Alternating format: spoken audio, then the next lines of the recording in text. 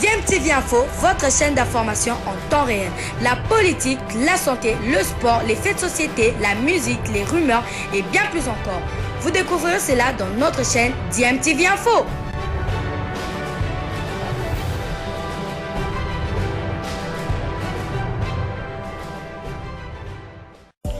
Vous êtes sur DMTV, bonjour ou bonsoir, tout dépend de l'heure à laquelle vous nous suivez. Tout plaisir est pour nous de vous retrouver, mais surtout de savoir que vous êtes nombreux en train de suivre votre chaîne YouTube DMTV. DMTV qui vous propose l'actualité, vous propose également des analyses et des réflexions sur des sujets d'actualité, sur des faits sociaux, tout simplement sur des réalités que nous observons ici chez nous en République démocratique du Congo. De la Fédération congolaise de football association depuis son départ de la tête de cet organe fêtier de football en RDC.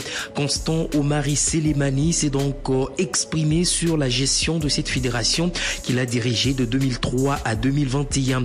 Dans une vidéo qui circule sur la toile, Omari exprime sa profonde déception face à la situation actuelle de la FECOFA. Pour l'ancien président de cette fédération, la FECOFA a donc perdu de son lustre et de son indépendance. Et cette ingérence politique, selon lui, a donc détruit l'identité propre de la FECOFA et a donc fragilisé sa capacité à défendre les intérêts du football congolais. Nous allons l'écouter sur des propos traduits.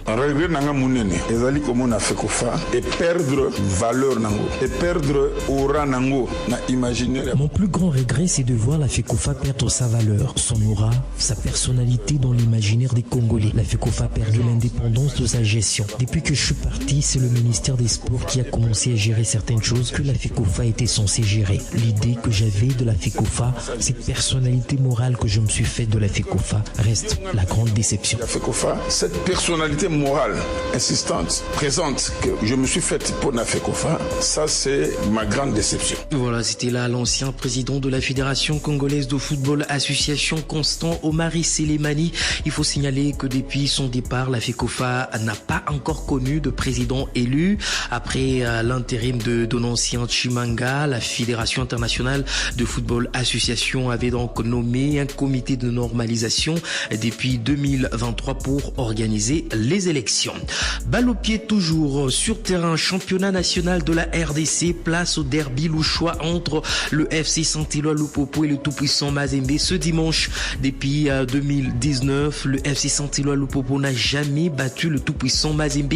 Le nouvel entraîneur des Cheminots, Luc Emaël, espère relever le défi ce dimanche, même s'il rappelle qu'un derby reste un match comme tous les autres qui ne vaudra que 3 points en cas de victoire. Mathématiquement, un derby, ce n'est 3 points. 1 point, 0 point, ça c'est mathématique. Maintenant, c'est sûr que ça peut être un grand boost pour le moral de remporter un derby et que ça peut bien sûr faire un bien fou à tout le monde. Si je ne m'abuse, si mes renseignements sont corrects, je crois que Lupopo n'a plus gagné ce derby depuis 2019, c'est ce qu'on m'a dit. Donc voilà, ce serait vraiment magnifique de pouvoir le remporter, mais nous savons que nous affrontons l'ancien demi-finaliste de la Ligue des Champions, une équipe qui a gagné le championnat assez aisément en 2024, mais on va essayer de faire le maximum pour obtenir le meilleur résultat possible. Donc voilà. Voilà, c'était là Luc Emaël, coach du FC Saint-Éloi Lupopo, ancien entraîneur de l'ASV Club et des Aigles du Congo, mais lui a déjà goûté à ce derby. Le choix, le portier camerounais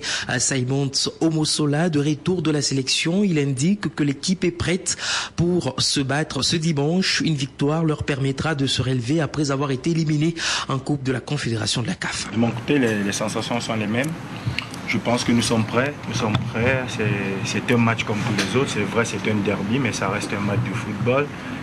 Et demain, nous allons descendre sur l'arène, nous battre avec nos qualités. Et voilà, c'est un match comme tous les autres. Et à la fin, que le meilleur gagne. C'est vrai, on a été éliminé deuxième tour de la CAF, des phases de CAF. On a été éliminé. C'est une page qui est déjà tournée. Là maintenant, on se concentre sur le championnat qui est devant nous. Et je pense que le match de dimanche va être aussi un moyen pour nous de ramener encore massivement nos supporters et en leur donnant le plus grand plaisir, c'est-à-dire de nous battre dimanche avec corps, âme, énergie, et pour qu'ils puissent rentrer à l'après-midi du dimanche avec le sourire et la joie dans le cœur.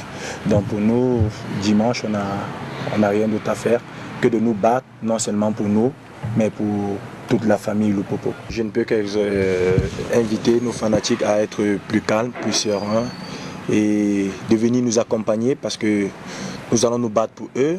Nous allons nous battre pour eux, pour les faire plaisir, pour qu'après chacun ne puisse regretter sa bière dont il s'est privé ou son jus. Donc nous demandons qu'ils puissent nous accompagner dans le fair play et je pense que tout va bien se passer. Voilà, c'était là Simon Somo Soleil qui a donc parlé également à la fin de la concurrence qu'il y a à son poste au sein du FC Saint-Éloi Lupopo. Il y a lui, Esdras Kabamba et Nathan Mabrouki. Du côté des Corbeaux, c'est un début de championnat difficile, on va le dire. 2 points en 2 sorties pour le tout-puissant Mazembe. 2 matchs nuls jusque-là pour les hommes de la mine d'Aïe. Mazembe est à la recherche de sa première victoire dans ce championnat, a rappelé son coach en conférence d'avant-match. On est à la recherche de notre première victoire dans ce championnat. Pourtant, on avait bien commencé la saison en se qualifiant en Ligue des Champions, en poule. Mais comme le foot, c'est pas une science exacte, on a du mal à enchaîner. Mais le championnat est encore long. Les joueurs sont bien, ils sont conscients que le chemin est encore long. C'est pas une course de vitesse. Il y a encore beaucoup de matchs devant nous. Il faut juste que chacun rehausse son niveau et je pense que ça ira beaucoup mieux. Voilà, c'était là le coach Lamine Odiaye du tout-puissant Mazembe qui devra donc composer à son équipe désormais sans Philippe Traoré, l'attaquant malien auteur d'une saison 2023-2024 exceptionnelle, s'est donc engagé avec le club libyen de Soueli qui, pour remplacer Philippe Traoré au sein du tout-puissant Mazembe, il y a le jeune John Bakata qui est de retour dans l'effectif des Corbeaux après un passage chez Don Bosco, mais l'entraîneur Lamine Diaye ne veut pas qu'on mette la pression sur ce joueur qui doit progresser. John, laissez-le tranquille, c'est un jeune joueur pour l'instant qui n'a rien fait. Laissez-le tranquille, progresser, mais ne mettez pas une pression folle sur lui. Parce que lui tout seul, il ne pourra pas régler notre problème. Notre problème, on le règle collectivement, mais pas un seul joueur. Lamine Diaye, coach du tout-puissant Mazembe, qui parlait de John Bakata qui a donc brillé. Rappelez-vous, à une période avec le tout-puissant Mazembe, il est l'unique buteur des Corbeaux lors de la demi-finale de la Coupe de la Confédération de la CAF face à la Renaissance de Berkane le 8 mai 2022. Et puisque nous parlons de ce championnat national de la RDC au programme ce samedi dans le groupe A, AS Malolé jouera contre la formation de Blessing FC. Et toujours dans ce groupe le dimanche, à part le match Lupopo Mazembe, l'AS Simba recevra l'US Pandabé 52 et Sa Majesté Sangabalinde jouera contre le FC Tanganyika. Dans le groupe B, ce samedi 19 octobre, la formation d'Ange Vert jouera contre le FC Étoile du Kivu à 13h30, alors qu'en deuxième explication, la SV Club qui reste sur un nul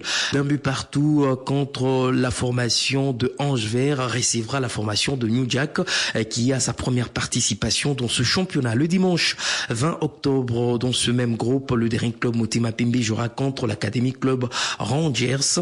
Je rappelle que vendredi, Dauphin Noir est allé donc battre au stade La Concorde de Kadutu à Bukavu l'Olympique Club Bukavu Dawa sur le score d'un but à 0. Et en plus bref, avant de nous quitter, nous allons bien sûr signaler ce transfert de Jean-Jacques Ngita Kamanga qui quitte Blessing et la République démocratique du Congo pour la France, où il s'est engagé en National 2 avec la formation de Bergerac Périgord. Nous sommes bien sûr en National 2. Ce jeune joueur avait donc inscrit la saison passée en Ligue nationale de football 18 buts sous les couleurs de la formation de Blessing FC.